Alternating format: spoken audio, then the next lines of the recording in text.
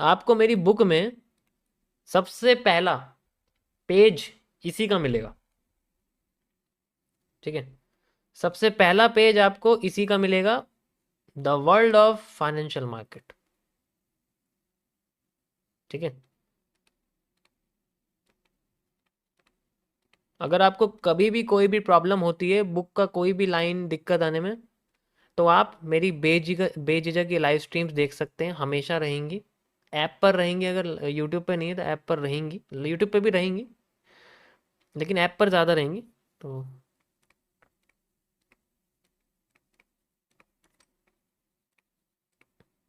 क्योंकि मुझे पता है कोई भी हेटर मेरी ऐप पे जाके डाउनलोड नहीं करेगा, इसलिए मैंने उसको ऐप पे डाला हुआ है, वो फ्री है, ऐसा कुछ नहीं है। अब शांत हो जाओ। अब क्या है कि ये जो मार्केट है ना, थोड़ी सी अलग तरीके से चलती है। फाइनेंशियल मार्केट का जो जंगल है, ये कैसे काम करता है। अब नए लोगों की थिंकिंग बदलने वाली है, जो पुराने हैं आप चाहे तो जाके सो सकते हैं, कोई इशू नहीं है, ठीक है। आपके लिए स्ट्रीम फिनिश हो चुकी है।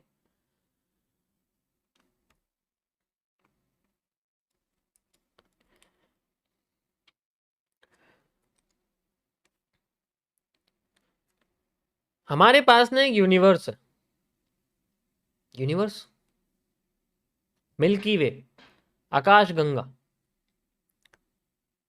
और उसी यूनिवर्स को हम लोग जस्ट लाइक, ये हमारे पास एक सन है, ठीक है।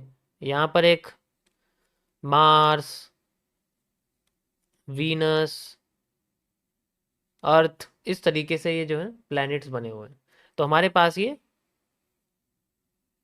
इन सबकी अपनी अलग अलग दुनिया है, ये पूरा यूनिवर्स है। इसको बोलते हैं फाइनेंशियल भाषा में मनी मार्केट, पैसों की दुनिया, मनी मार्केट। अब इस मनी मार्केट में और गैलेक्सी में कोई फर्क नहीं है।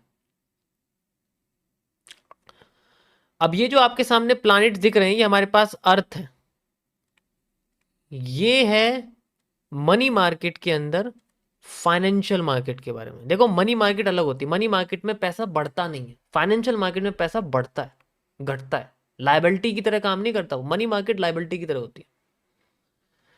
फाइनेंशियल मार्केट, अर्थ को हम लोग फाइनेंशियल मार्केट कहते हैं। अब इस फाइनेंशियल मार्केट के अंदर जैसे अर्थ है,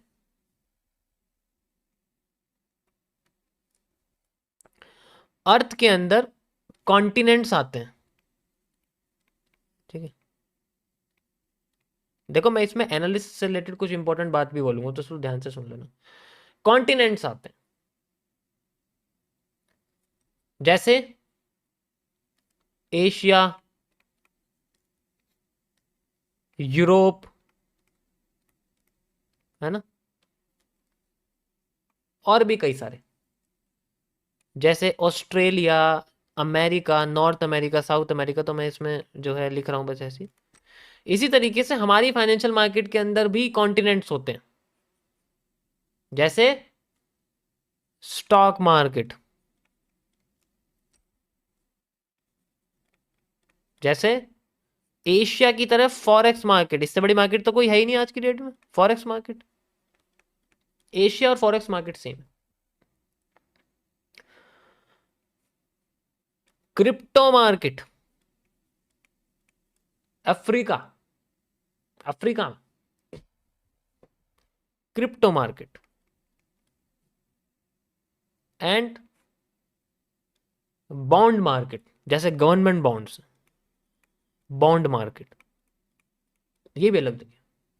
तो उन सबकी अपनी अलग अलग दुनिया है, सबका अपना अपना अलग अलग वर्क है। अब ये जो कॉन्टिनेंट है, इनके अंदर कंट्रीज हैं, कॉन्टिनेंट के अंदर कंट्रीज होती हैं, तो इनके अंदर कंट्रीज हैं। जैसे एशिया के अंदर आता है सबसे पहले रशिया, यहाँ आता है रशिया आता है, फिर आता है चाइना, फिर आता है जैसे हमारा इंडिया, ये कंट्रीज हैं। हमारे इनके अंदर भी आता है, हमारी मार्केट्स के अंदर भी कंट्रीज आती हैं, ठीक है।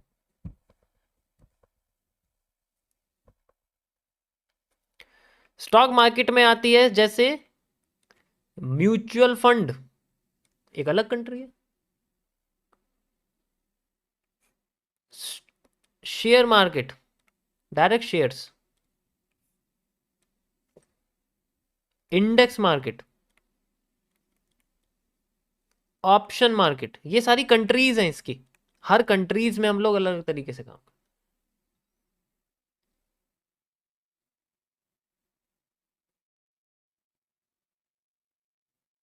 समझ आया?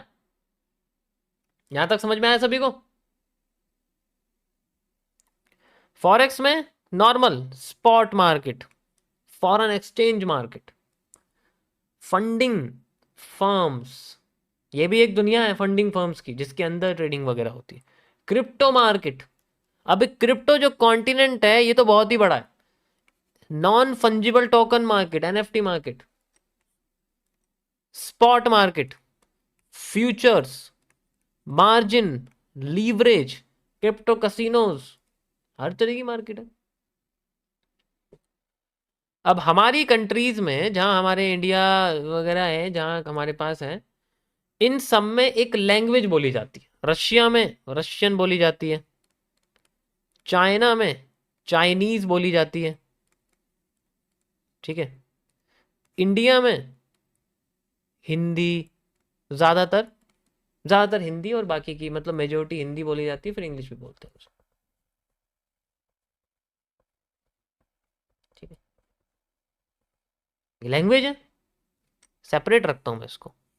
हमारी मार्केट में भी लैंग्वेज बोली जाती है। हमारी भी लैंग्वेज टाइप्स हैं, और लैंग्वेज है चार्ट टाइप्स। सबसे पहली लैंग्वेज बार चार्ट,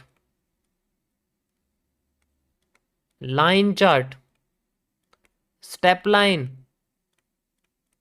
ठीक है, ओके। वॉल्यूम फुटप्रिंट, रैंको, कागी, हाइकेनाशी,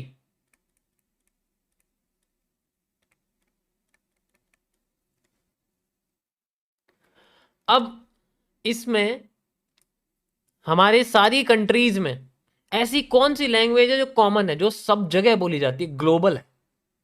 अगर किसी को कुछ अपनी कंट्री की लैंग्वेज आए ना आए, उस कंट्री में वो लैंग्वेज चलती है, इंग्लिश। अर्थात जो इंग्लिश बोलता है वो पढ़ा लिखा लगता है, जो इंग्लिश बोलता है वो अच्छा लगता है। इंग्लिश सबसे ज्यादा बोली जाती है। हमारी लैंग्वेज, हमारे मार्केट में भी जो लैंग्वेज है वो सबसे ज्यादा बोली जाती है कैंडल्स। चार्ट कोई सा भी हो, mutual fund, option, shares, index, spot, NFT, spot, future, bond, use तो कैंडल ही करते हो ना। कैंडल हमारी जो लैंग्वेज है वो हर जगह यूज की जाती है। और किसी लैंग्वेज को कोई छूता भी है क्या? कभी किसी को रैंकों में यूज करते हुए देखा आपने? लाइन चार्ट देखा यूज करते हुए लाइव में? नहीं करेगा। कैंडल्स को यूज करते हैं क्योंकि ग्लोबल लैंग्वेज है चार्ट की दुनिया में। It just a spoken word chart को पढ़ने का, तो ये लैंग्वेज। अब हमारी जो लैंग्वेज है इसके अंदर बेसिकली अल्फाबेट्स आते हैं। लैंग्वेज के अंदर अल्फाबेट्स आते हैं, जैसे ए, बी, सी, डी, ये अल्फाबेट्स हैं। इसी तरीके से हमारी यहां पर भी अल्फाबेट्स आते हैं, कैंडल्स में अल्फाबेट्स आते हैं। Hammer, hanging man, inverted shooting star, sorry shooting star, inverted hammer, that's it. इसी तरीके से हमारे ये अल्फाबेट मिलके वर्ड्स बनाते हैं, जैसे इज, एम, आर, किसी का नाम वगैरह, ठीक है। इसी तरीके से हमारे यहां भी ये दोनों मिलके वर्ड्स बनाते हैं। Bullish engulfing, bearish engulfing, morning star, evening star, raining star. अब ये वर्ड्स मिलके सेंटेंस बनाते हैं। जैसे मैं इस स्ट्रीम पे कोई भी बाय सेल की ट्रेड मांगने नहीं आएगा, ये एक सेंटेंस है। इसी तरीके से यहां पर भी एक सेंटेंस बनता है इन सब से मिलके, जिसे हम लोग चार्ट पैटर्न कहते हैं। मल्टीपल वर्ड से मिलके बनता है ना। जैसे पीनेंट एक सेंटेंस है, इसे सॉल्व करना है हमें। हेड एंड शोल्डर, ठीक है, जैसे हेड एंड शोल्डर, और साथ ही साथ wedges, these are chart patterns and these are the sentences हमारी फाइनेंशियल मार्केट की दुनिया में सेंटेंसेस।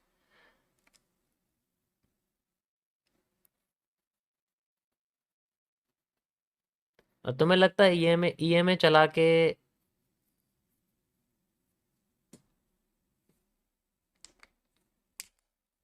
सब कुछ आ जाएगा हाथ में, है ना? This is a financial market, the world of financial market. समझ आया सभी को?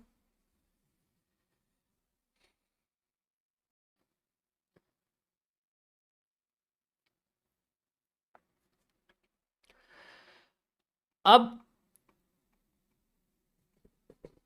आ जाओ जरा।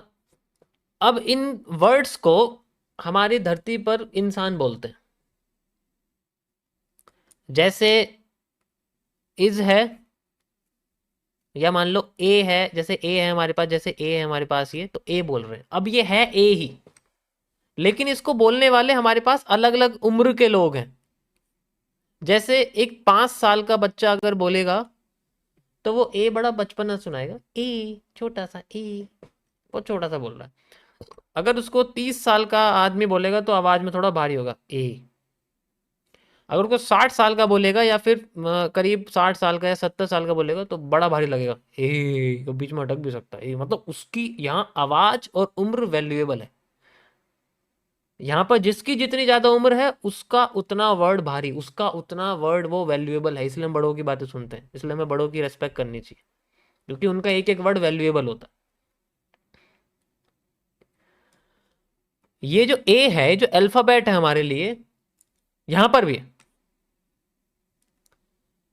अल्फाबेट हमारे लिए हैमर। अब ये हैमर अगर 5 मिनट में बनता है तो ये 5 मिनट के टाइम फ्रेम के हिसाब से सिर्फ 50 पॉइंट का है। अगर यही सेम हैमर 15 मिनट में बनता है तो ये उसके हिसाब से शायद 150 पॉइंट का होगा। है हैमर ही, लेकिन टाइम के हिसाब से उसकी वैल्यू और उसका जो पॉइंट्स है वो इंक्रीज होगी। टाइम फ्रेम का यह मतलब होता है। स्ट्रक्चर तो सेम है हर जगह पर, बस उसकी वैल्यू बढ़ जाती है, क्योंकि वो इतने टाइम में जाके बना है तो उसकी वैल्यू, तो उसका पॉइंट्स, उसका साइज सब बढ़ जाता है। यही हैमर अगर 1 घंटे के टाइम फ्रेम पे है तो इसकी शायद वैल्यू और भी हो सकता है 600 पॉइंट का हो। ये 60 पिप्स, 60 पिप्स का टॉपिक, 60 पिप्स का यहाँ पर जो है बेसिकली आपका हैमर, क्योंकि टाइम के साथ वैल्यू बढ़ जाती है। अब इस फाइनेंशियल मार्केट में अब थोड़ा सा ना सोच के बात करते हैं।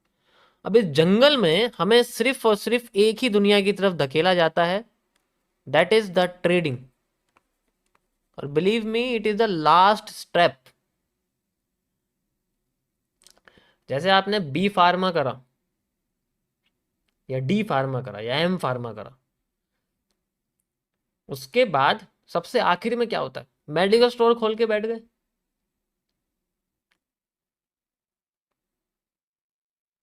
सबसे टॉप का क्या होता है? अपने लिए ही दवाइयां बना रहा है, वो बेच नहीं रहा बना के, वो बैठा हुआ नहीं है ऐसे, वो रिसर्च कर रहा है। Trading is the last step, सबसे आसान। और इससे भी आसान है एजुकेशन। अब यहां पैसा बनाने वाली बात हो रही, एजुकेशन से ट्रेडिंग समझाना, इससे बड़ा पैसा तो बनता ही नहीं है किसी भी चीज में। अब इसका रास्ता अगर सही है, ट्यूटर भगवान बन जाता है। अगर इसका रास्ता गलत है तो वो स्कैमर बन जाता है। वो नहीं बता रहा जो एक्चुअल में इससे कुछ बना के देगा जेब में, वो बता रहा है जो लोगों को बता के वो खुद अपना जेब भर सकता है। ठीक है, समझ आया? यहां पर इस्तेमाल की जाती है खुद की capital, self capital, to increase the capital. अब यहां पर दूसरा आता है एनालिस्ट। यहां ये ट्रेड नहीं करते, ये बेसिकली अपने एनालिसिस को एज ए सर्विस की तरह सेल करते हैं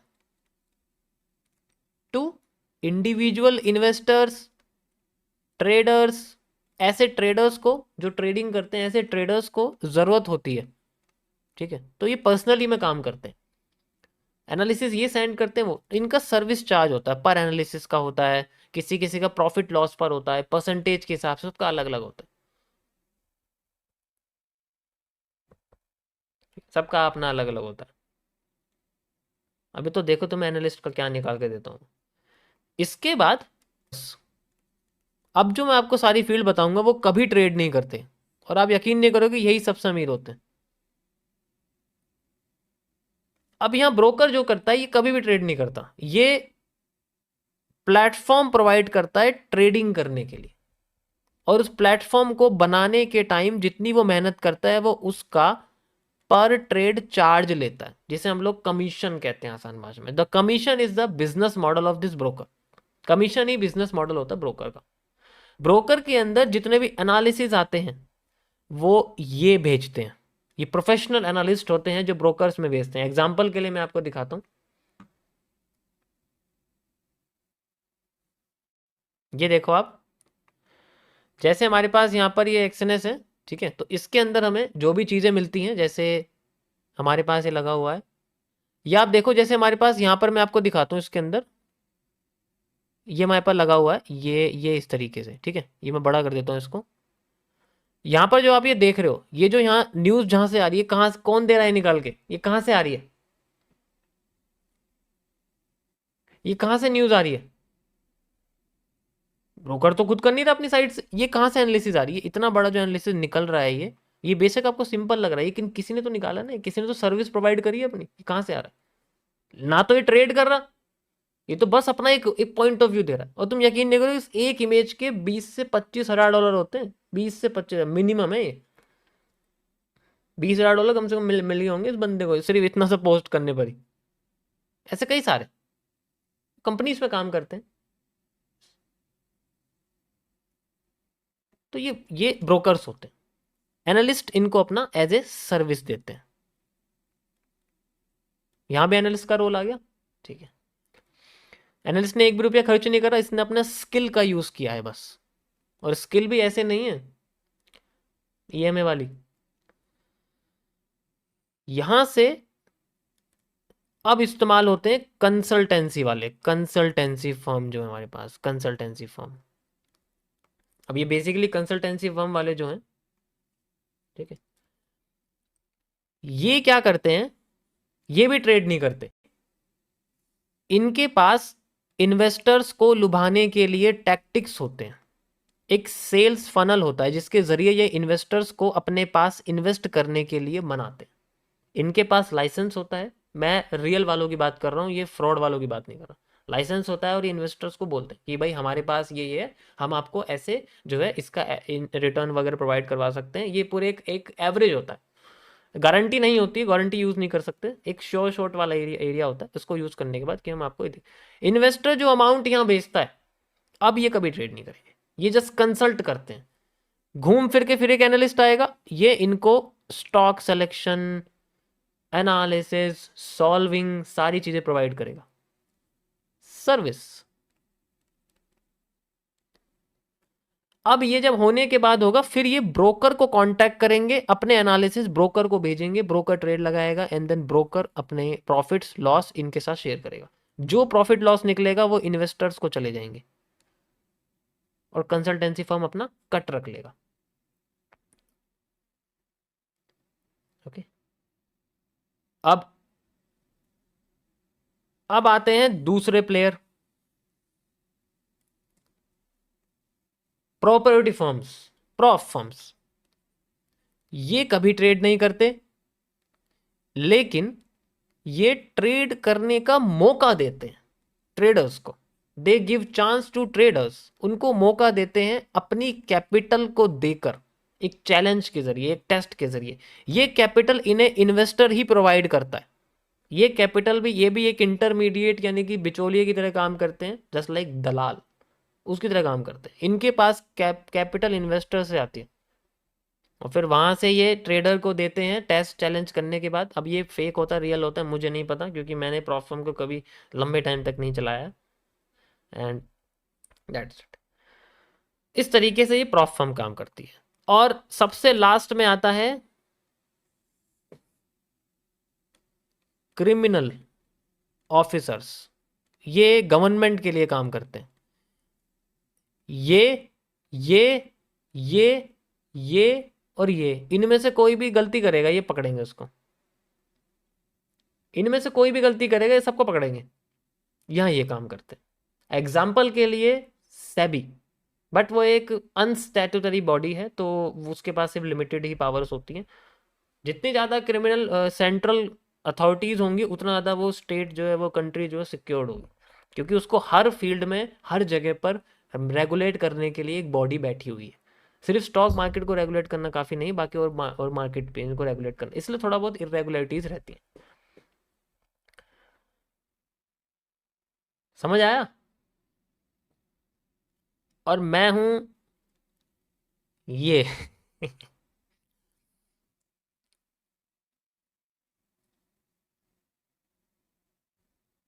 so this is called what I am now.